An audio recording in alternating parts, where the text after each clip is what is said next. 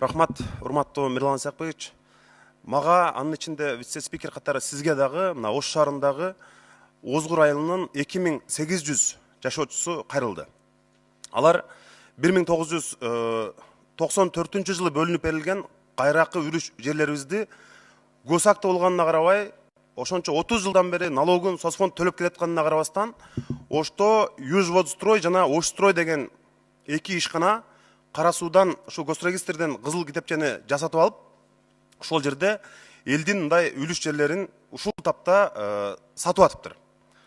Эми ошол жерде, эгерде булар ошол жерде үлүш жерлердин баарын сата турган болсо, Ош шаарындагы Озгур айылында 4000 адам үлүш жерсиз калуу коркунучунда турат. Ошого бизге мына 2800 адам азыр кол коюп жибериптир. Ошондуктан мына президенттик аппараттын өкүлүнө да кайрылат элем. 4000 адамды жана эки ишкананы, жеке ишкананы таразага салып көрсөңүздөр. Рахмат, түшүнүктүү болду. Албетте 4000 жарандын тагдыры биз үчүн маанилүү, ошондуктан мага келген болсо мага жөнөтүп койсоңуз. Урматтуу аппарат, мына акыры Жанар Кубаныч айткан катты дагы комитеттин кароосуна жөнөтүп карап коелу. Либерал демократиялык партиянын лидерлери Жанар Акаевди, Сейтек Качкынбайды мен көп жылдан бери билем. Сейтек Японияда студент болуп окуп жүргөндө эле биздин партияга келип, Кыргызстандагы кырдаал, саясий партиянын турмушу, партиялык иш жөнүндө сурап таанышып кетет элем. Кыргызстанда партиялар абдан көп. Бирок алардын арасынан тандай турганы, колу илинери абдан аз. Көп партиялар конъюнктуралык, бир күндүк жулуп кетмей, уруп кетмей тактикасы менен түзүлгөн партиялар. Партия бул биринчи кезекте өзүнүн идеологиясы болуш керек. Партия биринчи кезекте белгилүү бир таптын, класстын кызыкчылыгын коргогон болуш керек. Ана ошонун негизинде жалпы улуттук кызыкчылыкты көтөргөн болуш керек. Мына ушундай аз партиялардын бирин либерал демократиялык партия деп мен эсептейм. Саясий талаанын өзүнүн спектри бар. Сол жагында солчулдар, булар социал-демократтар, социалисттер, коммунисттер, анан ары кетет. Оң жагында оңчулдар, либералдар, демократтар болуп, андан ары кетишет. Кыргызстандын саясий талаасында либералдардын орду көптөн бери бош калган.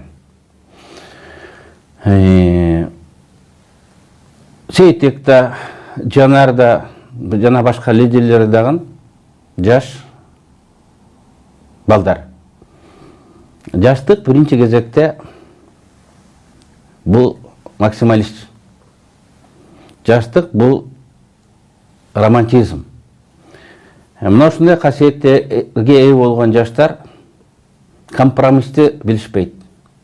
Соодалашканды сизиң бизиң дегенди билбейт. Алар ойлогонун ачык айтат, каалаганына жеткенге бүт аракетин жумшашат. Мына ошондой адамдар бар болгондугу үчүн коом өнүгөт. Эгер баары эсеп кысап менен иштесе, өз кызыкчылыгын биринчи орунга койсо, коомдо өзгөрүүлөр өнүгүү болбойт.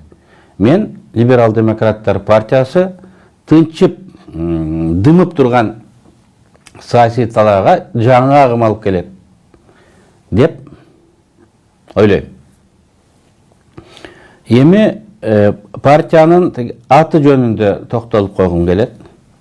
Мен бул жигиттерди жакшы билем. Алардын ою, ниети, түшүнүгү, дүйнө таанымы мен социалдык либерализм деп коет элем. Өтө эле оң эмес. Ошол ортодон бир аз оңураак саясий күч катары көрөтүлөм. Бирок эми алар атын тилекке каршы шайлоо алдында өзгөртө албайт экен. Депутаттар акыркы кабыл алган чечиминде шайлоого 6 ай калгандан кийин түзүлгөн партиялар же кайра катталган партиялар шайлоого катышпайт деп чек коюп коюшкан. Ошондуктан мен ойлойм Жанар Акай, Сейтек Качкынбайлар партиянын атына тиешелүү өзгөртүүлөрдү киргизгенге үлгүрбөй калышты. Убагы келет, мен оюмча алар партиянын атын карашы мүмкүн. Анткени өзүлөрүнүн көз карашына, өзүлөрүнүн принциптерине ылайыктап аты менен заты окшош болуш керек. Мен ойлойм ал парламенттик шайлоодон кийин ошондой өзгөрүүлөр болот деп ойлойм. Жаңы партияга ийгилик, көптөгөн элдердин ишенимин каалайм. Жолуңар шыдыр болсун. Рахмат, урматтуу Дастанбек Арсбекович, урматтуу өкмөттүн өкүлдөрү. Жакында 23 январда Кыргыз Республикасынын Юстиция министрлиги Кыргыз Республикасынын жарандыгы жөнүндө мыйзамына өзгөртүүлөрдү киргизүү тууралуу мыйзам долбоорун коомдук талкууга чыгарды. 26 статьяны карасаңар 4 пунктунда Кыргыз Республикасынын жарандары башка жарандыкты алган учурда Кыргыз Республикасынын жарандыгын жоготот деп жазылып турат. Бул мыйзам кабыл алынчу болсо, эмгек миграциясында жүргөн кыргыз мигранттардын абалына өтө терс таасирин тийгизет. Алар кыргыз жарандыгын жоготот.